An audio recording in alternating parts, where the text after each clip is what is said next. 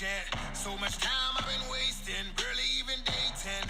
Cause these girls be faking, yeah, these girls be flaking naked. Go ahead and get naked. Have a party on the spaceship. Black girls, white girls, Mexicans and some Asians, Puerto Ricans and Jamaicans, Blasians. Drugs, we just wanna do drugs.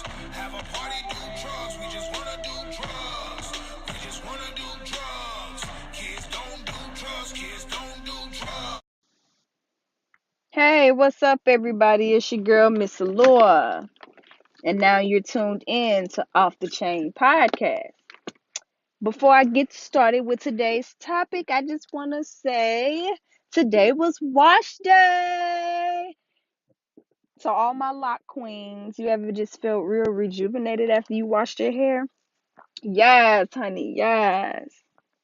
Get it together. Get into it. As my girl Auntie Tammy say. But anyway, I tried some Garnier Whole Blends Hydrating Shampoo, and I used the hydrating conditioner. This is my first time testing the product, so we're going to see how it works on my locks. I'll give y'all an update later. So shouts out to them. Again, it's Garnier Whole Blends Hydrating Shampoo and Hydrating Conditioner. You can purchase it at Walgreens, and I'm sure Walmart has it as well for cheaper. Y'all know Walgreens high as hell. But let's get into this topic for today. Today's topic is going to be addiction. I chose this topic because I have personal experience with it, and I used to work at a addiction campus because I'm a medical assistant. So everybody like to ask, what is an addiction? You know, the dictionary definition is the fact or condition of being addicted to a particular substance, thing, or activity. Again, that's the dictionary. For the psychiatry, when it comes to the mental and how it affects you, it says it can be an addiction is a complex condition, a brain disease that is manifest by compulsive substance use despite harmful consequence. People with addiction have intense focus on using a certain substance or substances, such as alcohol or drugs, to the point that it takes over their life. That right there is very much so true. Just a little bit of background as to why I picked this topic would be my mom did crack cocaine for over 20 years. My mom was in and out of my life. Me and my sister were in the system. I went in when I was 6, pretty much was in and out, finally got out in 8th grade. My sister is like 7, 8 years older than me. She had her first child at 18. She couldn't get custody of me until she was 21. So, mind you, she's working at 18 because she ran away from her foster home because she refused to be separated from her only little sister. She was 18, working her ass off. They told her she couldn't get custody of me until she was 21. My sister was 21 with a 3-year-old and basically trying to, get custody of me. She succeeded. Um, Addiction can take a toll on your family in the worst way. People don't understand that having a family member, especially when it's a parent and they're supposed to be taking care of you, being a role model in your life, that can take a toll on you. And once I graduated high school and had my own place since I was 18, it's kind of like I've been taking care of my mom off and on. It's not an easy thing to do. It is very difficult, very hard, very, very, very hard. So I commend anybody who has taken on a family member who has an addiction. I remember she got clean for 2 years, relapsed, and went back at it. Finally, 2016, July 28th to be exact, 2016, I left St. Louis, Missouri to move to Dallas, Texas. my mom was hurt because I'm the baby of the family on both sides. So my mom was given an ultimatum in February of 2017 because she wanted to come and live with me. She didn't want to be without me. And like I told her, I pretty much kind of been taking care of you all my life. I haven't had any me time. And I tried to explain that to her, and I told her that was it. Either she went to rehab and got herself clean right then and there, or I have washed my hands with the situation. I would love you, but I cannot any longer hinder myself and deal with it. And she did. She went to rehab in January. Literally the day that she was released, she hopped on a plane and she got here, and she's been clean ever since. So yay! Claps in the background for my mom. I'm excited about that. But it's rough. It's rough as hell. It's not something only the strong will survive. I'm telling you, it's nothing for the weak. It is not anything for the weak. If you cannot deal with certain situations or have a good survival instinct, trying to take on a person with an addiction is very, very, very, very hard. With a drug addiction, I should say, because there are multiple addictions. But with drug addictions, I've had personally dealt with that with my mom. And they said my dad did it too, but he hasn't been in my life, so I can't speak for that. But being a medical assistant, and I've worked in a drug, rehab, whew, it's very heartbreaking because you see so many young children, and I say young children because they only 18. They still little babies. And it's like they come in there, and it's not like they coming in there for just marijuana and stuff like that. No, these babies were coming in with hardcore addictions, meth, heroin. Um, they be addicted to water, and I mean just every drug that you can think of. These babies were coming in there with those issues. And it's sad and it breaks your heart because these people had kids. They were forced to come to rehab. And you don't understand how many times I've seen some of my patients be repeat offenders. Like they would stay in the program 30 to 60 days, get out, and I kid you not, maybe a month or two, they're back. I've had patients get themselves clean, leave, and die. I had a patient whose girlfriend possibly was a part of his death. Don't really know the details on that, but it's just I've pretty much seen it all. And addiction is real, people. Seriously. I really, really, really say this wholeheartedly. If you know somebody that has a possible addiction, please intervene if you can. Again, some people are a lost cause, and I say that because they have to be willing to want help. You cannot help anyone that does not want help. It is a waste of time, and it's stressful as fuck. It really is. They have to want help. Sometimes it only takes for one person to show that person that they care and they're willing to help for a person to get clean. Others that may be in too deep. But also, when you're talking about addiction, be mindful as to why they were addicted in the first place. Because sometimes that very reason that caused them to be addicted can be the very reason that caused them to relapse. So, although it's been, you know, a year, 2 years now since my mom been clean, although it's been 2 years, at the end of the day, I'm very mindful of the things that can possibly trigger her.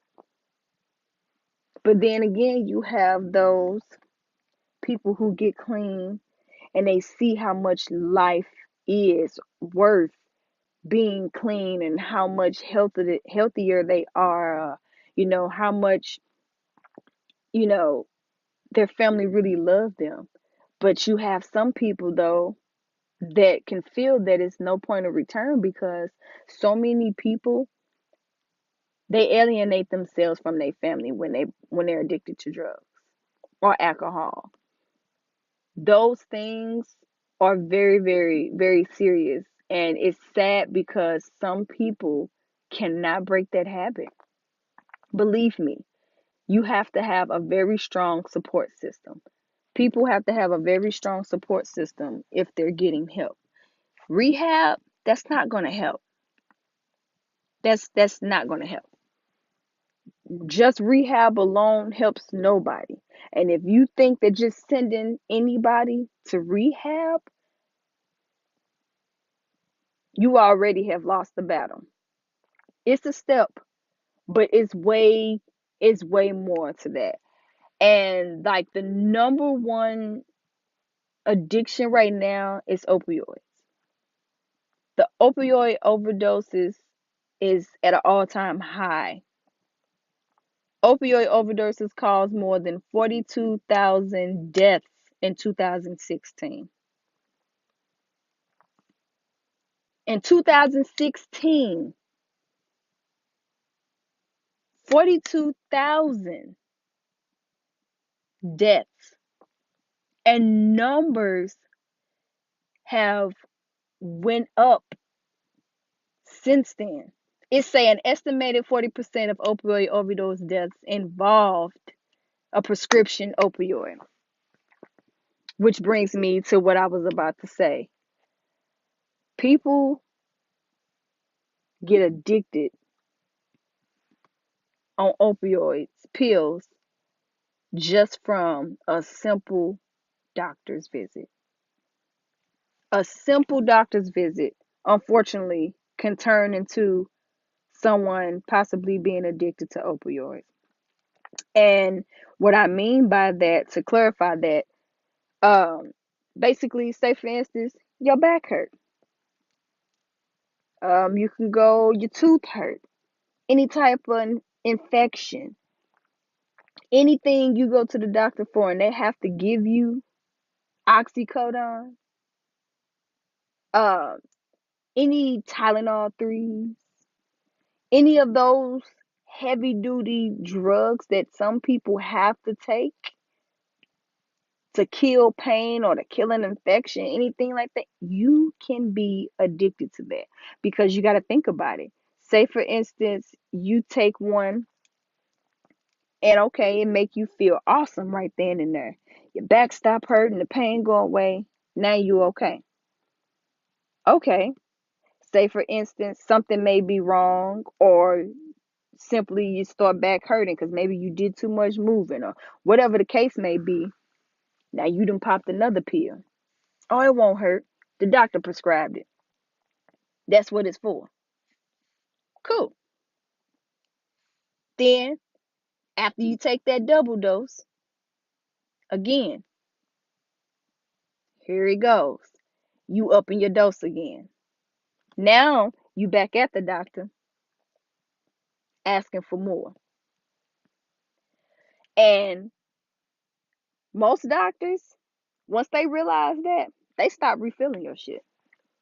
But then you got some people that will go to different hospitals, I mean, anywhere to get that fix, all because they want that pain to go away. Now, mind you, sometimes that pain can be gone, but they didn't got so used to how they felt like they were floating or just however the medicine made them feel.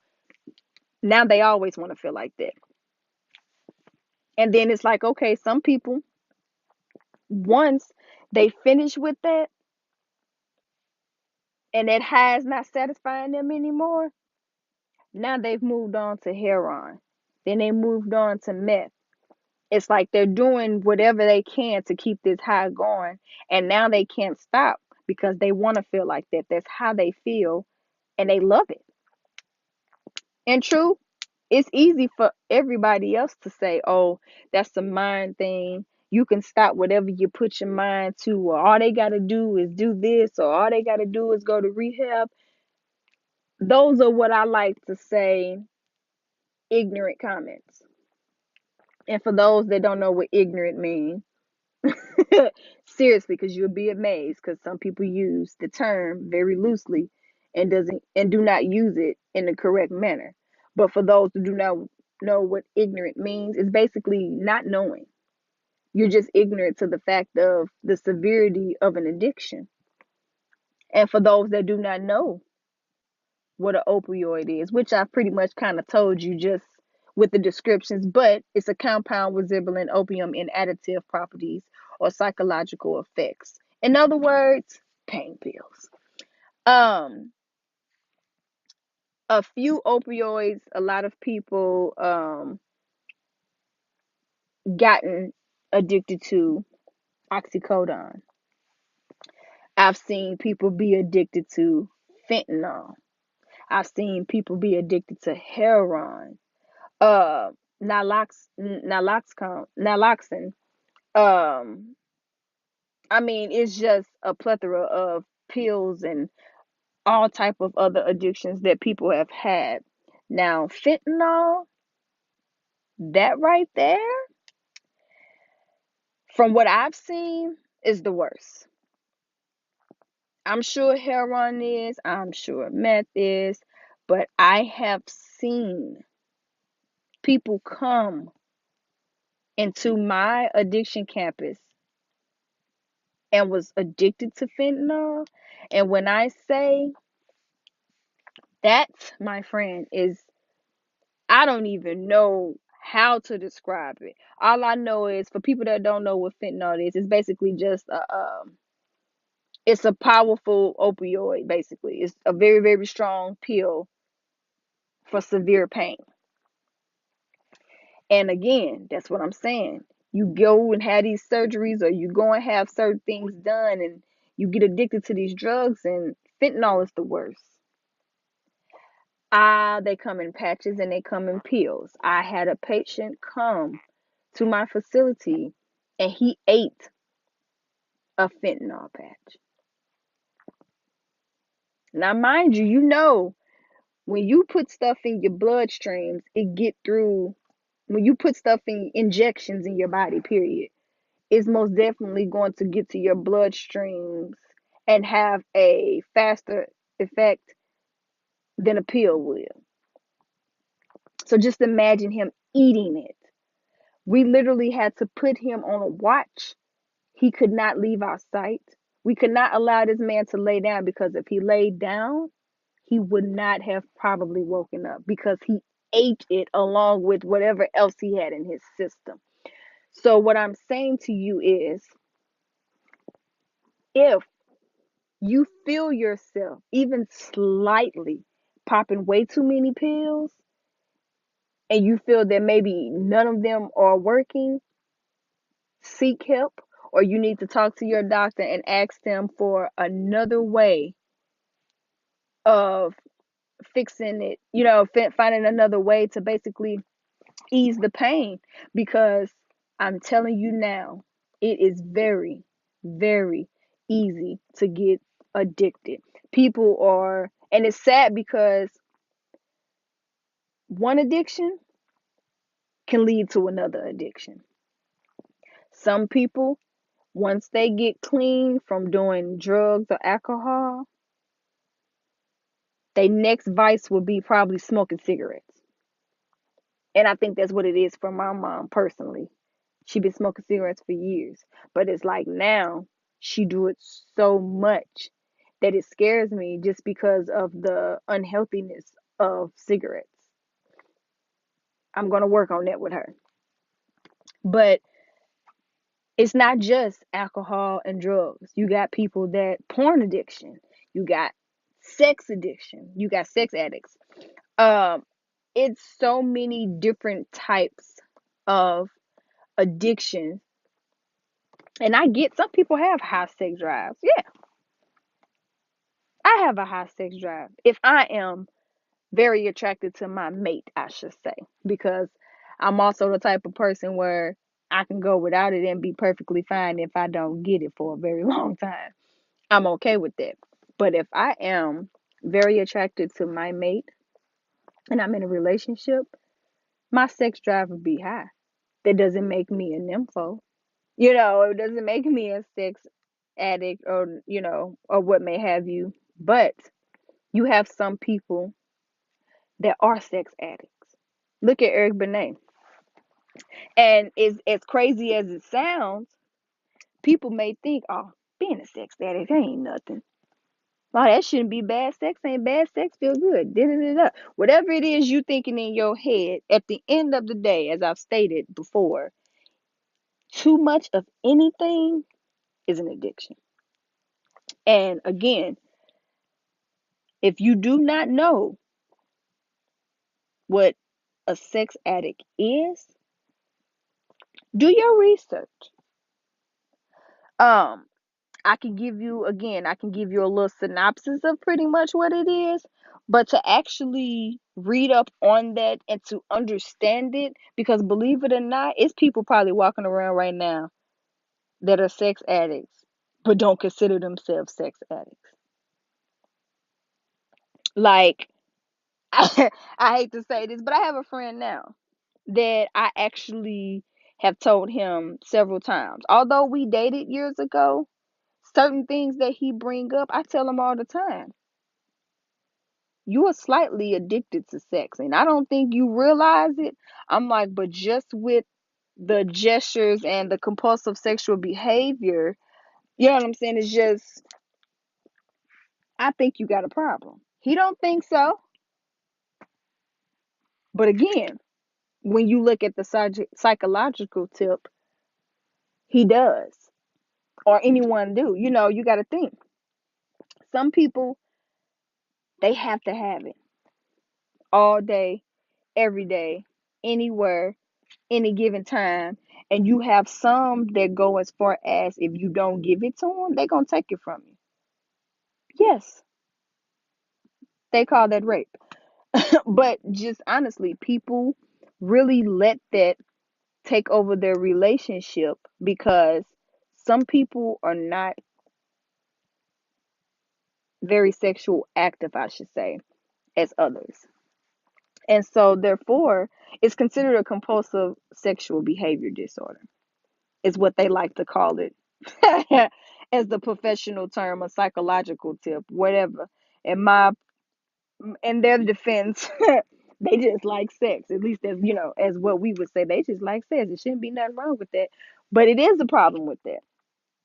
Because when you start allowing that to define your relationship and you basically, you know, catching the attitude with your mate because you ain't getting it. And when I say catch your attitude, I'm not saying, oh, I'm mad 'cause I can't get none, you ain't giving me none. Like little small, simple attitudes that we get. Like legit having arguments and seriously, you know what I'm saying, putting a wedge in between your relationship.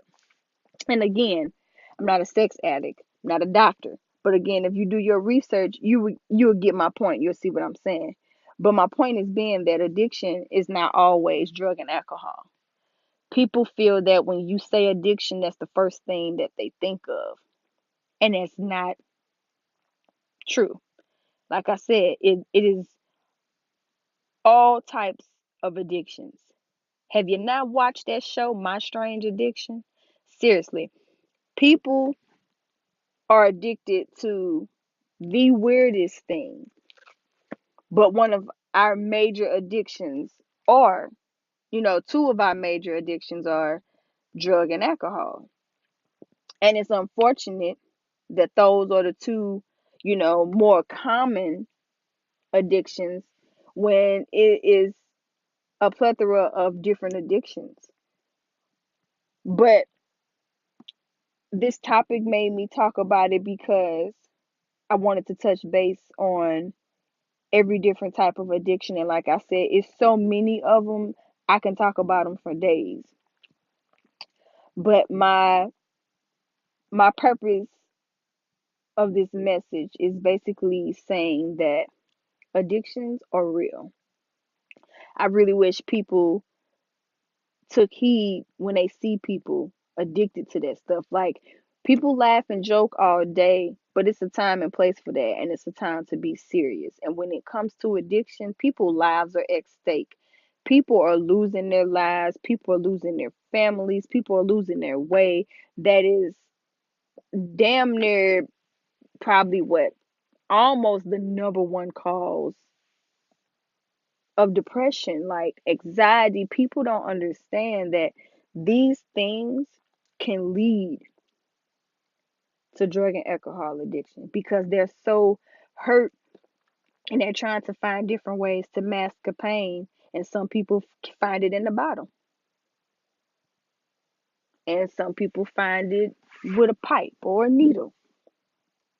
Those, you know, with the needles, you got people that shoot up heroin. Their veins be so thin you can't even find them no more. So it's like when you try to hydrate them in the hospital, it's very difficult to do.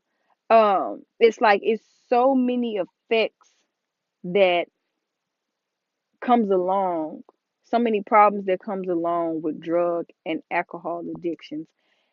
And I can't really speak on alcohol per se because I'm not gonna say I haven't met in my family with an alcohol issue, but I haven't met one that was like just flat out an alcoholic, like just out there bad. I've seen other people families, but for some apparent reason, I've mainly seen drugs in mine. So I have a little bit more insight on that, and I can tell you now, seeing my mom being addicted to drugs has taken a toll on me because it hindered our relationship very much so. And till this day, we don't have a mother daughter relationship. We're still trying to find that niche and ways to repair it because it's pretty much damaged to the point of no return. Because I would say because of me, honestly, and I say because of me because I have not deep down inside fully forgiven her, in which I should. I can say all day long I've forgiven her, but I didn't mean it at that time because part of me still felt like she owed me for not being there. And see, when you do that, again, be mindful of the very thing that put those people in those situations to become those addicts. And don't get it twisted. Some may feel being having an addiction is a choice. And I disagree with that because I'm kind of 50-50 because it is but it ain't. It's, you know, it's kind of one of those things that happen and sometimes it gets so out of control you can't control it. But at one point I did not forgive her, and it took me so long to forgive her that our relationship was damaged. It still is to a certain extent. I'm working on it. I have fully forgiven her. Now I'm working on ways to repair our relationship. So, dealing with a family member that was on a hardcore drug and having to grow up at a young age and actually take full responsibility as if that was my child. Because honestly, it's almost like raising a child. It really is. When you taking on somebody with addiction, it really is almost like raising a child because some of them, the drugs and the alcohol, it fries their brain so much that a lot of them lose sight of reality. Some of them don't even know how to do the essential functions, you know what I'm saying, just of everyday life anymore. You have to almost damn near build them like a robot. And, you know, it's kind of, you got to get them back into the groove. And it's just sad that people don't take addiction very serious, and it's very near and dear to my heart because I've had to deal with it personally with my mom, and a lot of things that I've been through I am proud that I have never turned to drugs or alcohol to mask whatever pain I've been through and what I've been dealing with. But my message to anybody that is an addict or a borderline addict, for people that you see that can possibly be a borderline addict, help them. Intervene in any way you can. Um, at the end of this podcast, I'm going to make a video and I'm going to have different numbers for different hotlines in which you can call, whether it's suicide hotlines, it's addiction, drugs, whatever the case may be. I'm going to give you a list of numbers to call if you know someone that needs help. If you need help yourself, please get help. Do not hesitate at all. I am begging you, do not hesitate. Do not be embarrassed. It happens. But the first step in any healing process is admitting that you have a problem. If you cannot even acknowledge that you have a problem, you're not ready to get yourself together just yet. Because, as they say, you cannot change anybody that doesn't see anything wrong with their problems. So, until next time, guys, it's your girl, Miss Lure. Holla at y'all later.